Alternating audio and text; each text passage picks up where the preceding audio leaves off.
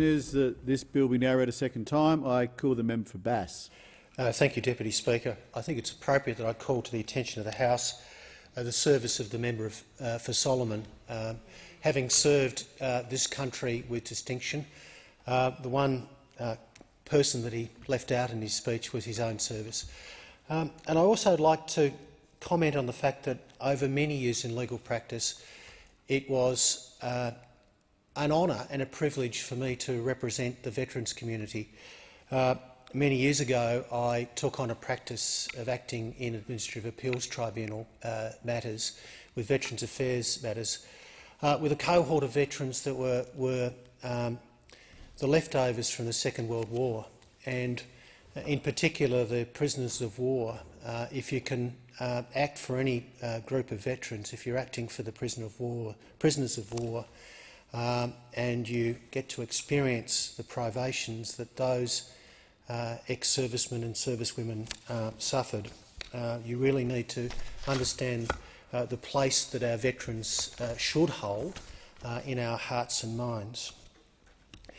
Having said that, I rise today to speak on the Safety, Rehabilitation and Compensation Legislation Amendment Defence Force Bill 2016.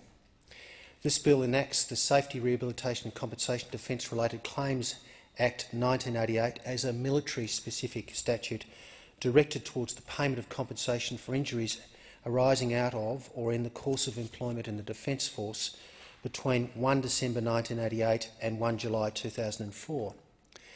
As it currently stands, Defence Force members and their dependents are covered under the Safety, Rehabilitation and Compensation Act, the SRCA, which applies to all Commonwealth employees.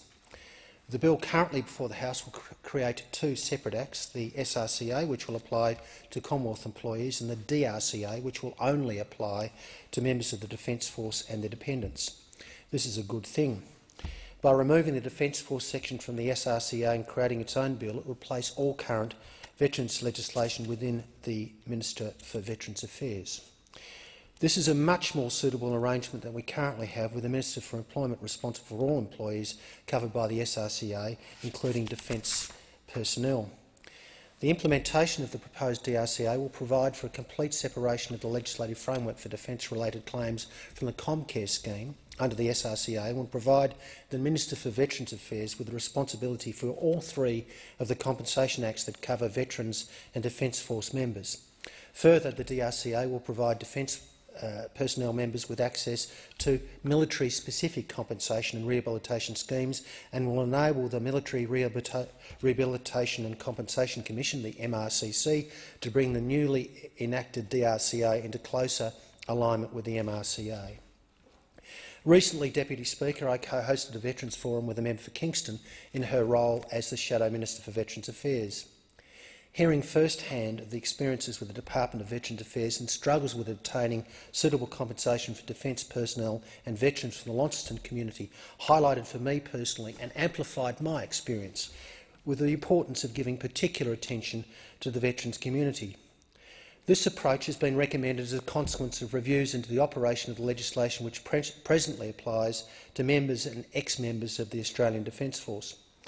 It goes without saying that, irrespective of the views of experts who have reviewed those schemes, including the Tanzer and Campbell reviews I referred to later in this address, there is a sense of frustration, abiding frustration within the veterans community associated with that legislation. Legislation which has previously sought to cover Defence Force personnel and veterans, which may have different operations depending upon the person's service, in particular their dates of service. Mr Deputy Speaker, I recently had the opportunity to speak in connection with the visit of the last Korean veterans to Korea. At that time, I reflected upon our obligation, that is our community's obligation, our collective obligation to veterans of our armed services. I suggested at that time that more needs to be done to address the unique requirements of the veterans community, in particular the pain and sacrifice reflected in the suicide rate of our veteran community, which I referred to later in this speech. Pension and compensation entitlements for ex-servicemen and ex-servicewomen are complex. I think, again based upon my experience, these provisions are unnecessarily complex. There are multiple considerations which may impact upon the course of a claim to compensation and or pension, including interaction with a number of pieces of legislation, some of which are not defence-specific. There is no doubt in my mind that our veterans deserve to have compensation schemes for personal injuries and workers' compensation with respect to injuries in the workplace, which are defence-specific. Currently, a member of the Defence Force may be required to engage with the SRCA, the legislation which administers the Comcare scheme, but the Military Rehabilitation and Compensation Act, the MRCA, may also apply. This legislation applies to members of the permanent forces, members of the reserve forces, cadets and officers, including instructors of cadets, persons who hold honorary rank or appointment in the ADF, and certain other classes of persons who are connected with defence services, all with respect to service on or after the 1st of July 2004. The MRCA is designed to cover the whole spectrum of military service. However, there are inconsistencies between the Veterans Entitlement Act, the Comcare legislation and the MRCA. There are different benefits available to claimants, in the main due to the history of each of the acts, different rates of payment, different circumstances which give rise to an entitlement, and numerous very frustrating inconsistencies. For example, it remains incredibly frustrating for advocates and no doubt claimants that a member or veteran must satisfy, for the purposes of one piece of legislation, the necessary preconditions to receive the payment of a benefit, but that evidence, or more properly that determination made by the ADF, is not necessarily capable to be relied upon in a claim under one of the other pieces of beneficial legislation. Unfortunately, that frustration is not addressed by this legislation, and it is unlikely to be addressed in the near term. But in a practical sense, the likelihood that a former member might be required to navigate multiple pieces of legislation in order to advance the claim for compensation is reduced by this legislation, given that this legislation proposes to clone the provisions of the Comcare legislation so as to establish a separate defence compensation system. The reference to cloning of the Comcare legislation is entirely appropriate. This legislation is intended to reenact the SRCA in order to create the Safety, Rehabilitation and Compensation Defence-Related Claims Act 1988. I'm indebted to the Parliamentary Library for bringing to my attention comments as to the unique nature of military service comprised within the Tanzer Review, which was the review of the Military Compensation Scheme of March 1999. That review said as follows, and I quote, "The role of the Australian Defence Force is to protect Australia and its interest. To meet this role, the ADF is required to maintain an operationally capable force which displays a high level of fitness, commitment, efficiency and discipline amongst its members. To achieve this, certain inherent requirements apply to those personnel serving in the ADF. These requirements will, to varying degrees, impact on the lifestyle of each ADF member. Such conditions are specific to military life and would not normally apply to the majority of those in civilian employment. The difficulty that many face in returning to civilian life is illustrated by a disturbing set of statistics. Mental health issues within our veteran population are a growing concern to me, as I stated in a speech earlier this year. Whilst we lost 41 soldiers on active duty between 2001 and 2014, we lost 291 veterans. 291 veterans to suicide in the same time period. I note with cautious approval the recent announcement by the Minister that certain conditions, in particular mental health conditions, will be accepted and eligible for treatment irrespective of the length of service and any issues of causation. This is a very good start, and I want to see how this will work in practice. There have been successive programs since Australia's involvement in the First World War to provide compensation and support to veterans and their dependents. I digress slightly at this stage to refer to a delightful piece of historic research recently provided to me, which concerns defence housing constructed in the David Street and Mary Street area of East Launceston following the First World War. Whilst obviously not concerning military compensation, I use this example to illustrate that the obligations created by service, and indeed the expectations of the public and service personnel, extended to the creation of compensation, housing and pension schemes with varying degrees of success and, regrettably, it seems, failure.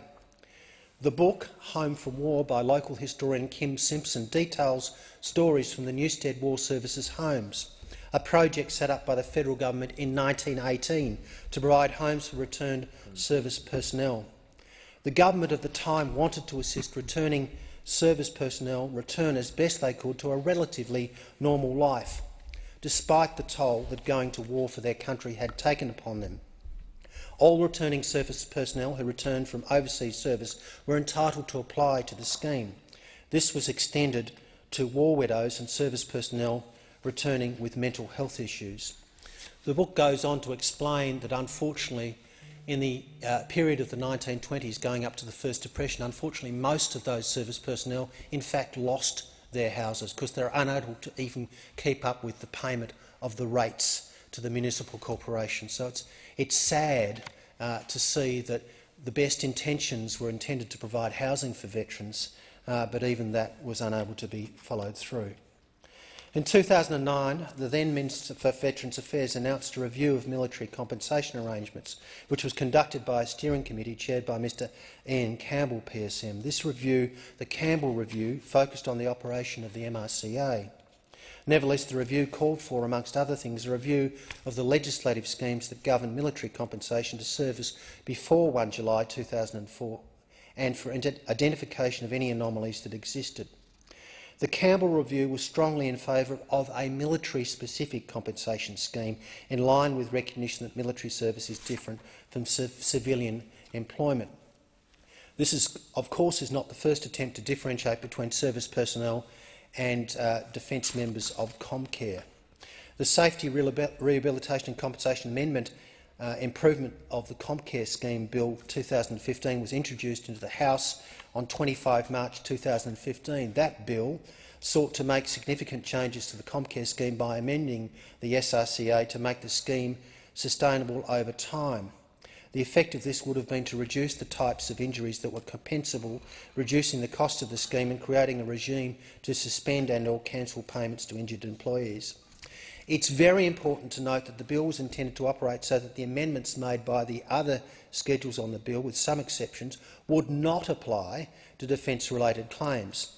The bill lapsed when the Parliament was prorogued on 15 April 2016. This bill makes good the government's promise to carve out the workers' compensation entitlements of Defence Force members from the SRCA. Due to a number of concerns within the veterans community, the present bill was sent to the Senate Committee on Foreign Affairs, Defence and Trade, which Labor supported. A number of concerns were raised before the committee in relation to the consultation process undertaken by the department. This is something that Labor takes very seriously. One of the issues which appears to arise with respect to the consultative process is the extent to which ex-service organisations have resources to assess legislative proposals and provide informed feedback. The committee also highlighted a perception that the Department of Veterans Affairs has an adversarial relationship with some veterans advocates, veterans advocacy groups and lawyers acting on behalf of veterans. The committee stated that, in their view, DVA should be seeking out and actively engaging with those persons who are best informed and capable of providing analysis of proposed legislation. There are also a number of detailed concerns raised with respect to the drafting of legislation. This is part due to the fact that the SRCA is a comprehensive act, which has been amended by 68 different acts. Some of these acts included application, transitional and savings provisions, which will continue to be applicable for the purposes of the DRCA. Due to this complexity, a so-called Henry VIII clause has been incorporated to provide for a remedy for any adverse, unforeseen consequences which might arise from the unique manner in which the present legislation was enacted. The Australian Government Solicitor has recommended that the regulations to modify the operation of the DRCA could only be made under the clause if the Minister certified to the Governor-General that he or she is satisfied that such modifications necessary or desirable to ensure a reenactment of the DRCA does not place any person other than the government at a disadvantage. The regulations would be introduced as disallowable instruments, which will be subject to the usual parliamentary processes. Labor senators provided additional comments which proposed amending this clause to place an obligation on the Minister to conduct consultation with relevant ex-service organisations and the veterans community and release the full text of the proposed regulations publicly. This is important to ensure that the veterans community would be consulted on regulatory changes. In summary, therefore, this legislation is a positive development. It is important that we introduce defence-specific legislation. Labor supports this legislation. I commend the legislation to the House.